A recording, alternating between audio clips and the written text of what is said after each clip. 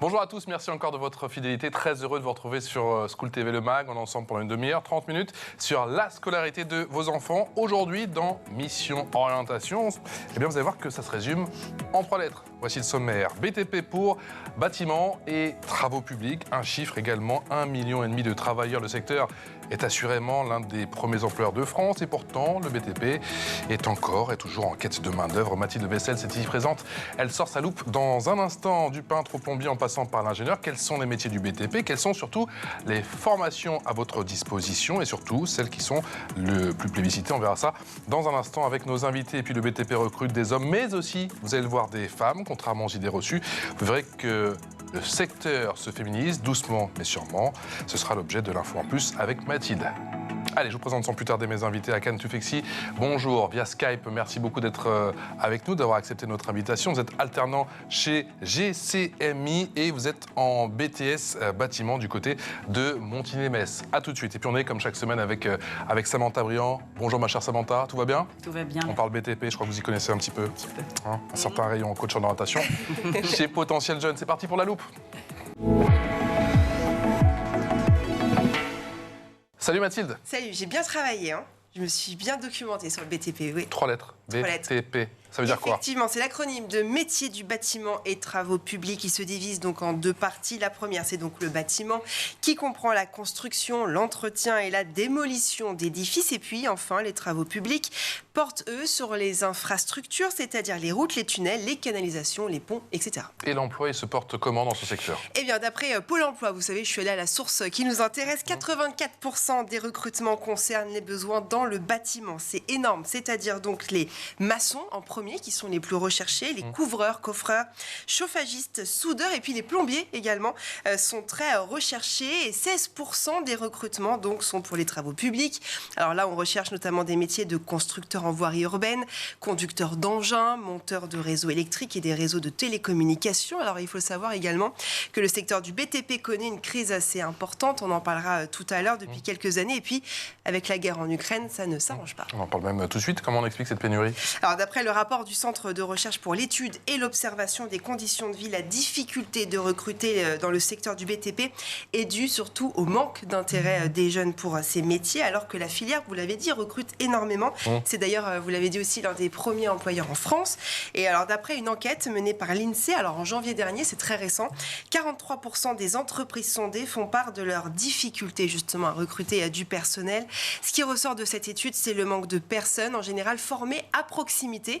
C'est ce que déplorent le plus souvent, en tout cas, ces entreprises. Il y a également un nombre important de parcours de formation qui restent inachevés, avec aussi des ruptures de contrats d'apprentissage dues au déficit d'attractivité justement de ces métiers-là. Mais cette pénurie n'est pas seulement due à un manque d'envie de la part de ces jeunes, puisque ces entreprises observent également des exigences beaucoup trop élevées de la part des candidats. Voilà, ils demandent souvent trop pour leur... Allez, les jeunes de maintenant, et puis la guerre en Ukraine, effectivement, ce conflit, hein, ça fait plus de 2 mois déjà que ça a commencé en Ukraine et ça n'arrange rien. Exactement, puisque le BTP est durement touché par la pénurie de matières premières utiles, on le sait, hein, sur les chantiers, ce qui provoque l'arrêt de certains d'entre eux. Donc c'est vrai que c'est très compliqué.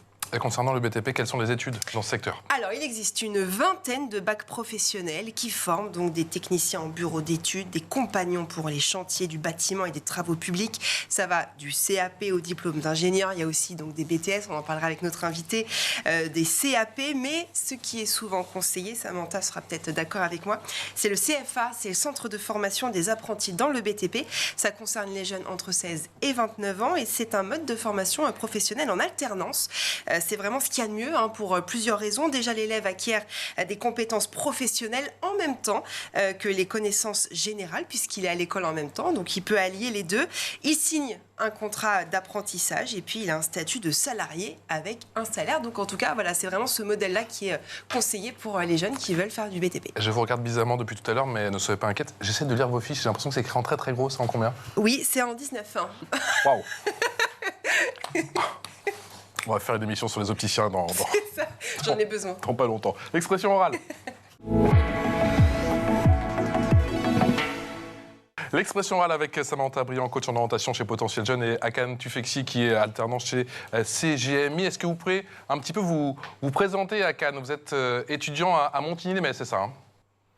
Alors, effectivement, comme vous l'avez dit, je suis étudiant dans le bâtiment. Je fais un BTS bâtiment en alternance au CFA du BTP à Montigny-les-Metz. Je suis en alternance au sein de l'entreprise GCMI, pas CGMI. Et voilà, ce qui est bien, c'est que on arrive, comme votre collègue le disait, à allier le côté théorique et le côté pratique en étant à la fois dans l'apprentissage à l'école et à la fois en exerçant le métier en entreprise. Et de plus, on touche un salaire, donc c'est quand même assez motivant. Et je pense personnellement que le BTP, c'est toujours plus intéressant d'y aller en alternance. Vous souhaitez faire quel métier à Cannes? Moi, j'aimerais être conducteur travaux. Ça consiste en quoi, conducteur travaux? Alors, conducteur travaux, disons que c'est vaste, hein, ça peut varier d'une entreprise à l'autre. Dans un grand groupe, par exemple, on va avoir différentes personnes. On aura notre ingénieur structure, ingénieur études de prix, chargé d'affaires. Et le conducteur travaux ne s'occupera que de la partie gestion de chantier.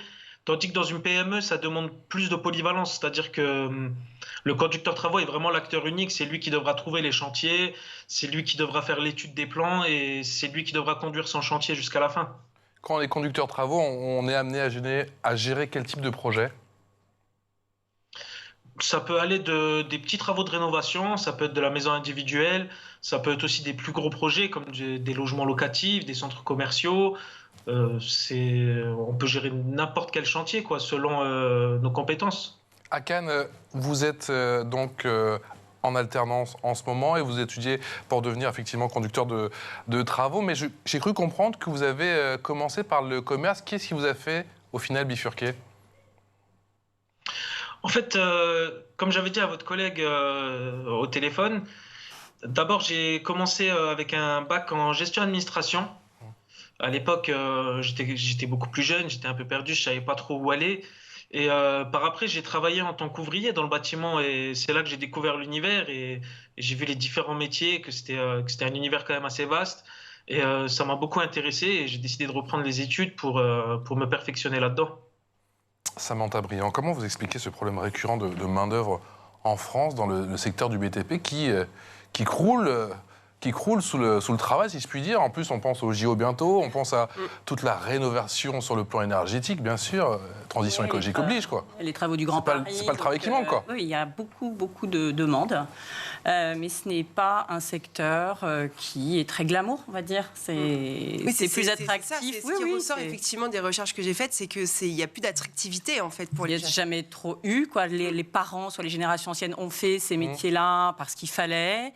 Mais l'accent a été mis justement ces dernières années pour mettre en relief, pour mettre en valeur, effectivement, tous ces métiers qui sont ô combien importants. Maintenant, voilà, on met de plus en plus en valeur un peu le côté artisanal de ces métiers, parce que ce sont un peu les médecins, je veux dire, de nos maisons. Hein. Ils viennent réparer, rénover, et beaucoup d'entre eux aiment en plus leur métier, c'est vrai, mais ils n'ont pas le temps, l'occasion d'en parler. On présente très rarement ces métiers aux jeunes, aux collégiens, au forum des métiers, jamais. Ce sont pas du tout. Voilà, les parents aussi évitent, les professeurs également.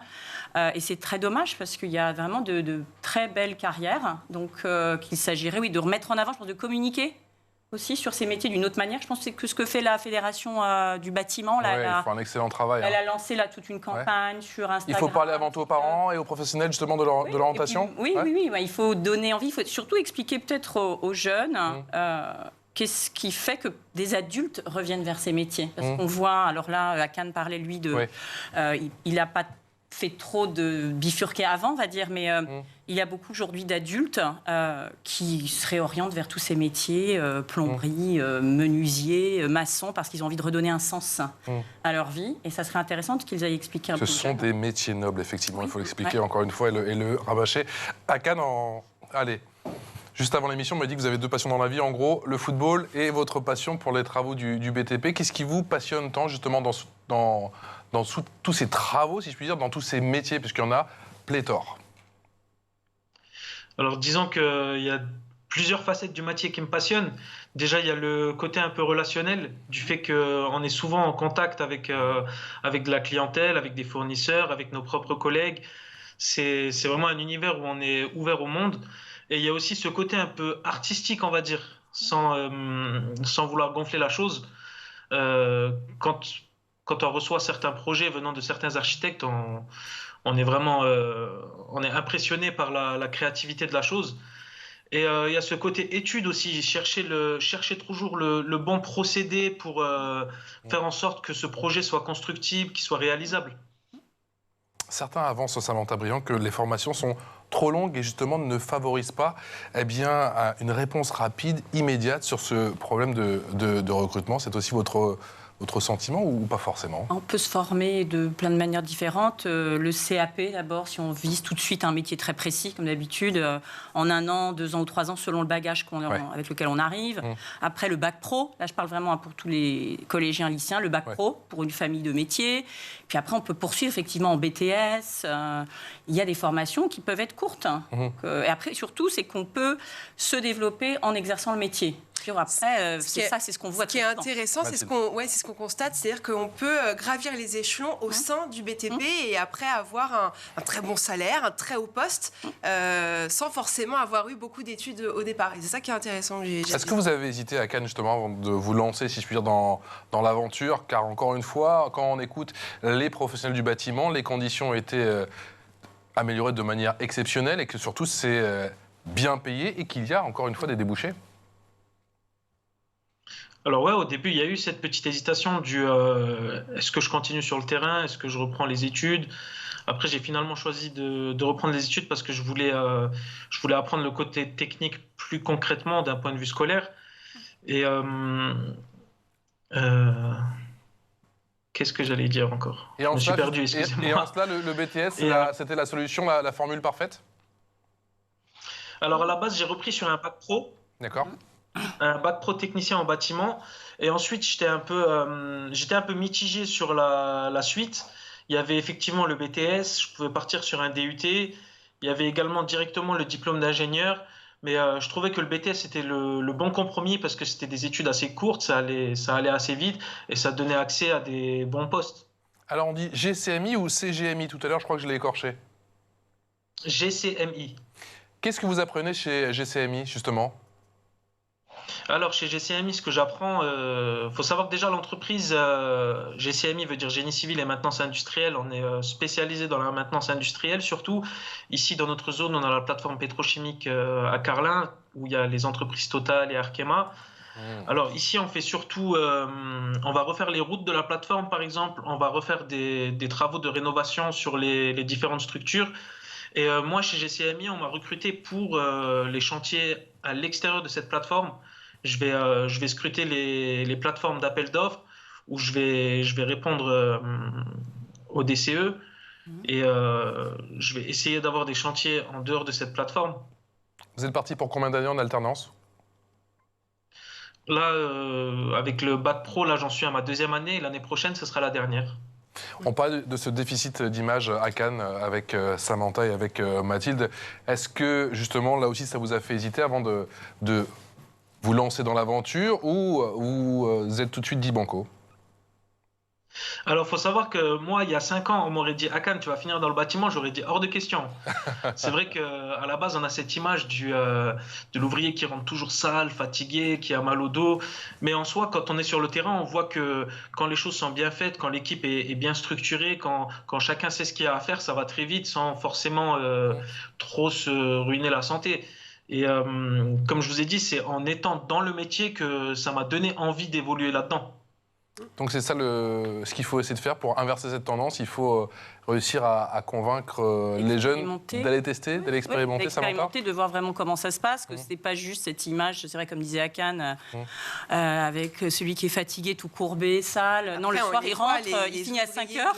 Oui, mais qui pleuve, qui neige, qui vente, ils sont dehors à travailler. C'est vrai qu'on le voit tous les jours et c'est des métiers qui sont difficiles, en tout cas de notre point de vue à nous. Oui, il y a des côtés difficiles. Maintenant, certains, ils ne travaillent pas non plus par grand froid. Les conditions sont beaucoup améliorées. Il y a des vraies obligations maintenant aussi pour que les chantiers se passent bien. Mais après, il ne faut pas oublier, ils commencent à 8h, ils finissent à 17h. C'est pas non plus... C'est une pénibilité, certes. C'est vrai qu'ils vont pas travailler jusqu'à 65 ans, souvent. Mais ceux qui sont entrepreneurs... On va voir la prochaine réforme des retraites. On va en parler. Oui, mais c'est vrai que souvent, on oublie de dire l'entrepreneur, lui, Oui, il rentre, il a souvent une belle voie, il a bien réussi, on réussit bien. C'est un secteur où on réussit bien, on peut bien réussir. Ils ont une belle maison, ils ont une belle voiture, donc c'est choses qui attirent. C'est peut-être là-dessus qu'il faudrait jouer avec les jeunes, un peu leur montrer la façade arrière. Pour leur donner envie. Oui, leur donner envie, parce que c'est ça qui compte pour eux. À Cannes, l'écologie avec des méthodes de construction respectueuses de l'environnement, est-ce que justement, si je puis dire, c'est un bon argument de vente pour attirer encore plus de jeunes en ce moment dans les métiers du BTP? Alors, l'écologie, franchement, je pourrais pas vous dire si ça peut attirer des jeunes, mais oui, actuellement, surtout avec la pénurie des matériaux, comme vous en parliez tout à l'heure, c'est vrai qu'on réfléchit de plus en plus à des procédés de construction alternatifs pour préserver l'environnement. Et je pense que oui, ça peut quand même sensibiliser certaines personnes. Quels sont les métiers les plus recherchés dans le milieu du BTP quand vous parlez justement avec vos collègues? Alors, déjà, le métier de maçon, ça devient de plus en plus difficile de trouver un vrai maçon qualifié qui connaît bien son travail. Après, il y a surtout les métiers techniques comme les électriciens, les chauffagistes. Et après, faut toujours avoir aussi un bon manœuvre qui arrive à s'adapter à son équipe, qui arrive à anticiper les besoins de son chef. Comment on se renseigne aujourd'hui sur tous les métiers du bâtiment, Samantha? Est-ce qu'on fait assez de choses justement en termes de communication pour alerter, pour faire découvrir ces métiers? Pas du tout encore au niveau du collège, lycée. Ce ne sont pas du tout des métiers qu'on présente. Là, souvent, ce sont des voies de garage vers lesquelles on s'oriente parce qu'on n'a pas le niveau académique. Et en fin de troisième. Ça va, attention, tu vas aller en CAP bâtiment, tu as de mauvaises notes. C'est brandi comme une menace. Oui, oui, toujours. C'est incroyable. Alors que juste à côté, chez nos voisins, en Allemagne, c'est valorisé. Et Oui, l'image peut-être se redore, je trouve, par le biais des compagnons. Ah. Donc, qui est aussi une formation en CFA, du coup c'est une partie alternance, et qui est très bien vue parce on est en alternance sur des entreprises différentes, loin de chez soi, on a une année à l'international, et on apprend vraiment avec des véritables artisans. Et ça, je remarque chez les jeunes, moi je connais des jeunes qui, issus de filières générales, sont partis vers du menuisier, parce qu'ils avaient déjà alors aussi travaillé un peu le bois. Donc, par le biais des compagnons, voilà, parce qu'eux se sont vraiment regroupés sous une fédération qui est puissante et qui valorise. On va parler de Notre-Dame aussi. L'incendie de Notre-Dame a aussi bien remis en avant tous les métiers de la charpente, de menuiserie. On a vu à quoi ça servait, que c'était beau, qu'on était utile.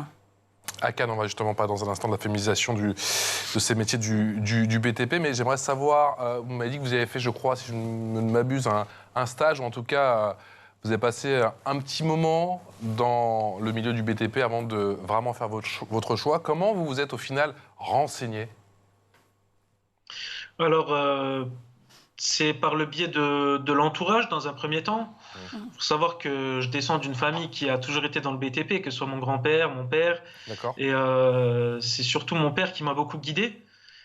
Et aussi sur le terrain, on rencontre certaines personnes, on a l'occasion de discuter avec eux, que ce soit les conducteurs travaux, les ingénieurs, les architectes. Et c'est là qu'on se fait un peu notre idée de où est-ce qu'on veut aller. Et alors, si on ne baigne pas dedans, si je puis dire, concrètement, on fait comment? Est-ce que ça manque d'informations? Alors, je trouve que oui, quand même, parce que, comme disait votre collègue tout à l'heure, on voit toujours le BTP comme une menace. Attention, tu as des mauvaises notes, tu vas finir en CAP bâtiment, mais on ne leur montre pas la face cachée de l'iceberg où il y a une bonne possibilité de progression, où on peut quand même finir dans de bons postes, on peut même finir à son propre compte, où on peut quand même assez bien réussir là-dedans, quoi. Vous voyez comment à Cannes dans 5 ans? Pardon? Vous voyez comment à Cannes dans 5 ans? Dans 5 ans?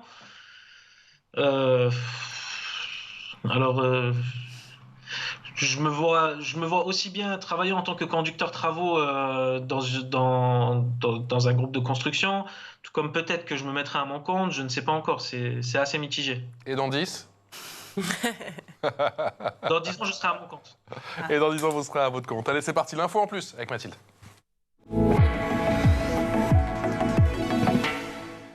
Alors Mathilde, c'est pas un secret, le BTP est plutôt un secteur masculin, mais ça tend a changé ces dernières années? Effectivement, elle s'appelle Marine, par exemple. Elle a tout juste 18 ans et elle veut se lancer, elle, dans le BTP pour devenir peintre en bâtiment et prouver par la même occasion qu'une femme peut réussir dans ce milieu largement dominé par les hommes. Dans le BTP, la féminisation progresse et c'est plutôt une bonne nouvelle. Aujourd'hui, 24% des TPE et PME dans la construction ont une femme à leur tête. On en parlait tout à l'heure. La pénurie que connaît le secteur pourrait justement être compensée par l'embauche de femmes, vu qu'il manque des hommes. En 2020, par exemple, quelques chiffres, 12,3% de femmes seulement travaillaient dans le bâtiment, 45% des femmes sont employées et techniciennes, 20% sont des cadres, tout de même. Et par contre, 1,6% de femmes sont sur les chantiers, mais les apprentis sont de plus en plus nombreuses. Dans les postes les plus qualifiés, déjà, on remarque une présence de femmes plus importante. Une entreprise sur 2 est gérée ou co-gérée par une femme, c'est important de le dire. 19% sont quand même ingénieurs du BTP et 5%, on en parlait, de femmes sont conducteurs de travaux. Ça se féminise doucement, mais sûrement. Je vous présente Émilie, qui est raccordeuse en fibre optique. Il y a 1800 postes à pourvoir en France, rien que ça. Écoutez. En ce moment, en France, il y a 1800 postes de raccordeurs fibre optique à pourvoir.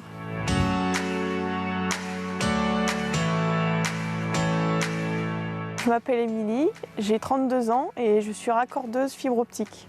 J'installe la fibre optique dans la rue, sur l'ensemble du département de l'Eure. La fibre optique, c'est ça, c'est des petits brins comme ça. L'avantage de la fibre optique, c'est les très hauts débits qu'on peut avoir avec. Par exemple, par rapport à la DSL, quand vous regardiez une vidéo avec la DSL, il fallait avoir le temps de chargement. Et avec la fibre, il n'y a pas de temps de chargement, il n'y a pas de latence, c'est fluide. Ça va faire 2 ans que je fais ce métier. Avant, j'étais hôtesse d'accueil en hypermarché. Je voulais changer de métier, je voulais quelque chose qui bouge, je voulais faire un métier manuel. Donc je me suis dirigée dans le bâtiment. J'ai fait beaucoup de câblage, ça me plaisait beaucoup. Et donc la fibre optique, c'est 100% câblage, donc je me suis dirigée vers la fibre. Hakan Tufekci, contrairement aux idées reçues, le BTP, c'est aussi pour les femmes. Vous en côtoyez, vous, au quotidien? Alors, j'ai une camarade de classe qui est vraiment très investie dans la formation et qui sait de quoi elle parle. Donc, on voit que c'est pas un secteur seulement pour les hommes. Où j'ai une prof également qui travaillait anciennement en tant qu'architecte et elle est quand même assez bien renseignée sur le sujet. Donc, je pense que homme ou femme, il n'y a pas vraiment de différence, quoi. Contrairement aux idées reçues, effectivement, les femmes ont leur place dans les femmes, de plus en plus, on fait confiance aux femmes. Pas oublier, je pense que d'accueillir une femme plombier, on aura moins l'impression de se faire avoir qu'un homme. Maintenant, la femme va peut-être avoir plus de problèmes à porter un ballon d'eau chaude. Oui, puis même sur les chantiers, il y a seulement 1,2% de femmes, ce qui est très très peu, mais c'est parce qu'aussi il y a des conditions physiques qui sont particulières. Il y a quand même des limites. Mais c'est vrai qu'elles sont tout à fait capables dans des métiers très minutieux, comme l'électricité, la plomberie, pas charpentier, là aussi c'est difficile, mais la menuiserie aussi, pourquoi pas. Il y a beaucoup de possibilités. Et là aussi, j'imagine un gros travail, on en parlait tout à l'heure, déjà un travail de communication en ce qui concerne les métiers du BTP, mais peut-être plus largement pour les femmes? Oui, comment on fait? On s'adresse aux parents? On s'adresse aux parents. Les filles peuvent être ouvertes à ça. À partir du moment où on leur montre que ça existe. Et je pense qu'on avait vu une fois, quand l'ONICEP a fait les métiers virtuels, on voit beaucoup de femmes présentées dans des métiers qui étaient vécus comme masculins. Donc ça aussi, ça change chez les jeunes. C'est partie de la communication aussi, de montrer plus de femmes dans ces métiers-là où on pense que c'est plutôt masculin. Mais... Hakan, grand fan de BTP, également grand fan de foot. Comment ça va à Galatasaray? Cette année, ça va pas très fort. Il me semblait. À part un petit parcours en Europe qui donnait un peu d'espoir quand même, mais qui a été ruiné par le FC Barcelone, malheureusement. Bah oui, je comprends. Bon, en tout cas, ça a été vraiment un plaisir de vous recevoir aujourd'hui. On vous souhaite merde, comme on dit, pour la suite. À 5 ans, à 10 ans, et quand vous revenez, ce sera en plateau. Et je poserai mes questions sur 15 et 20 ans, bien sûr. Vous avez commencé à comprendre un petit peu le dossier. Concernant Hakan Tufekci, qui est alternance CGMI, étudiant en BTS, BTP, du côté de Montigny-les-Metz. Et merci à Samantha-Briand, qui est coach chez chez Potentiel Jeune. J'ai tout mélangé aujourd'hui, c'est pas grave. C'est la fin de l'émission. Merci Mathilde. Merci beaucoup. On se retrouve très vite. C'est bientôt les vacances, c'est pour ça. Oui. Ciao.